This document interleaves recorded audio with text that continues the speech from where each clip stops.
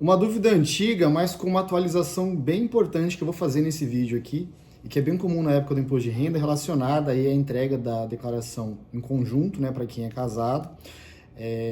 A decisão é se o casal entrega na mesma declaração ou se faz de forma separada, né? Então, assim, essa é uma questão antiga já, essa é uma análise geral, né, que normalmente se faz, mas que agora, em 2000, no pós-2026, passa por uma questão nova e muito importante e que muda esse cenário aí e as definições e os casos em que é mais vantajoso ou não entregar em conjunto em razão da tributação das altas rendas. E eu vou explicar isso aqui exatamente nesse vídeo, tá? Fica até o final. Se inscreva no canal, curta e compartilhe os nossos vídeos aqui, para você não perder nada que eu tenho postado diariamente ou semanalmente aqui no YouTube. Vamos lá. Gente, até 2026, né? Eu tô gravando aqui hoje, no dia 15 de fevereiro de 26.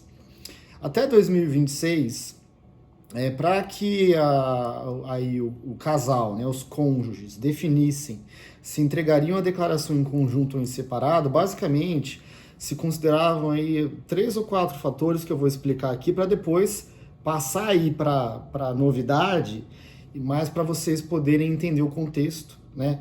E enxergar que, de fato, aquilo que definia a entrega ou não em conjunto até aqui pode ainda prevalecer, tem que analisar o caso a caso, mas a gente tem que considerar agora essa novidade que é a tributação dos dividendos e a tributação das altas rendas. Então, veja, normalmente, quando que era recomendado entregar em conjunto?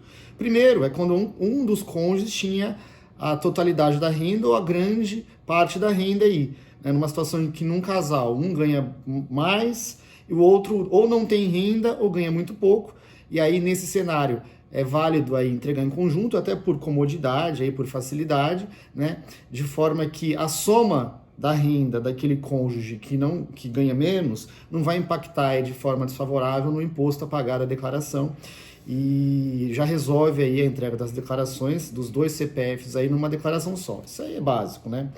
Qual é o outro caso em que é válido ainda, mesmo havendo aí alguma renda, né, num cenário em que os dois têm uma renda aí que são equiparadas, né, mas que ainda assim seria recomendado entregar em conjunto? É quando, né, eu tenho aí a geração de despesas dedutíveis, as despesas médicas principalmente, que eu posso transferir de um dos cônjuges para o outro. Então, por exemplo, o marido tem uma renda e ele não tem despesas, e a esposa também tem uma renda ali próxima, é um pouco mais, um pouco menos, mas ela tem despesas que ajudam, inclusive, a diminuir a base tributável quando eu somo com os rendimentos do marido. Então aí vale a pena entregar em conjunto. É uma questão que o próprio programa calcula, faz essa conta, né? Quando você coloca lá que está declarando em conjunto com a indicação do CPF do cônjuge e soma todas as rendas e as despesas médicas, você vai conseguir ver, né, em comparação a um preenchimento em separado, que a entrega em conjunto ela é o melhor cenário nesse exemplo que eu estou dando aqui, que é de despesas médicas importantes, onde eu consigo aproveitar a despesa de um para o outro. Normalmente, quando não é recomendado entregar em conjunto e a gente entrega em separado, é quando ambos têm rendas muito altas, e aí não vale a pena somar, né? Porque mesmo com despesas médicas não vai mudar, né? Vai ter a desvantagem de somar essas rendas, ou quando, enfim, a questão das despesas dedutíveis, ela é irrisória, ela não é relevante, e aí entregar em separado geraria aí um imposto menor a pagar. Veja, pessoal, aqui nesse vídeo eu não estou falando de bens e direitos, de onde declara, eu até tenho um vídeo aqui no canal que a gente explica como declara aí o contribuinte casado, tá? E a questão dos bens comuns que ficaria na declaração de apenas um dos dois, tá? Se você quiser mais informações sobre isso, inclusive, pode me consultar aqui, eu sempre deixo o WhatsApp logo no início da descrição do vídeo. Mas o tema aqui é a questão de entregar ou não em conjunto. Então veja, em resumo, né, falamos aqui, quando um tem renda muito grande, o outro não tem renda, ou a renda muito pequena, pode valer a pena entregar em conjunto. Tá? Quando eles têm, os dois têm rendas aí relevantes, importantes, mas também um consegue aproveitar, um pode aproveitar a despesa dedutiva do outro, também pode ser interessante entregar em conjunto, o programa faz o cálculo. Agora, se os dois tiverem rendas muito, muito altas e as despesas dedutíveis não forem significantes, normalmente o melhor é entregar em separado. Agora vamos falar das altas rendas e eu preparei 2 exemplos aqui para poder explicar melhor essa questão da novidade que veio agora com a Lei 15.270, com vigência a partir de 2026. A primeira declaração de 2027 base 26 vai pegar exatamente isso que eu estou falando. Então vou dar um exemplo aqui, veja. Agora, pessoal, não basta simplesmente entender que eu somo aqueles rendimentos tributáveis, porque com o imposto de renda mínimo, né, que é ali aquele com alíquota de 10%, eu preciso tomar mais cuidado, aí ter mais atenção, ou até mesmo fazer conta, porque pode ser que num cenário em que eu antes entregava em separado, agora em conjunto pode valer a pena. Então vou dar um exemplo aqui, preparei aqui uma hipótese, que um casal onde ambos têm rendas relevantes, tá? Tô colocando aqui um cenário em que cada um ganhou 1 milhão por ano. O marido ganhou 1 milhão, só que ele é diretor de uma empresa, contrato CLT, ou seja, esse 1 milhão dele foi tributado em 27,5, e a esposa ganhou também 1 milhão no ano, só que ela é sócia de uma empresa e recebeu a título de dividendos. Então veja, agora com a tributação das altas rendas, vale aqui lembrar que para quem ganhar mais de 600 mil reais no ano, vai ter a tributação, vai passar a ter a tributação do imposto de renda mínimo. Então, assim, nesse exemplo que eu estou dando aqui, esse casal que ganhou 2 milhões no ano, na soma, se entregar em conjunto, eles, em tese, superariam ali o limite de 600. Mas veja, um dos cônjuges aqui pagou 27,5% de imposto. E pela regra, pelo cálculo da dedução, esse valor de imposto pago, ele tem que deduzir ali depois que eu somo todos os rendimentos, para ver se ele é suficiente, né, se ele é superior à tributação mínima de 10%.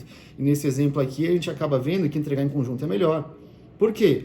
Porque um cônjuge consegue aproveitar para fins de imposto de renda mínimo o imposto que foi pago pelo outro. Então agora a gente tem que fazer conta para ver se essa questão do imposto de renda mínimo não me faz, não me passa a ser interessante, oportuno, entregar em conjunto. Tá, gente? Para aqueles casos em que antes entregavam em separado. Porque o imposto pago por um pode abater o imposto de renda mínimo do outro, né? Agora com a tributação dos dividendos. E o outro exemplo, para terminar, que eu também quis trazer aqui, é uma situação inversa. É uma situação onde antes, porventura, se entregavam em conjunto, porque um conseguia aproveitar a despesa dedutível do outro, mas agora a entrega em conjunto pode fazer eles entrarem na incidência do imposto de renda mínimo. Então, um exemplo aqui bem básico aqui. Imagina que cada um dos cônjuges aí ganha 500 mil reais por ano. Tá? Nesse meu exemplo aqui nem vai entrar muito questão de despesa dedutível, é mais a questão da soma mesmo. Imagina que cada um ganhe 500 mil reais por ano. Aqui é um exemplo de que entregar em conjunto pode me gerar uma tributação que, entregando em separado, eu não teria. Porque na soma, né, eu teria 1 milhão, que já passa a estar aí na incidência do imposto de renda mínimo, daria aqui uma alíquota aproximada de 6,67.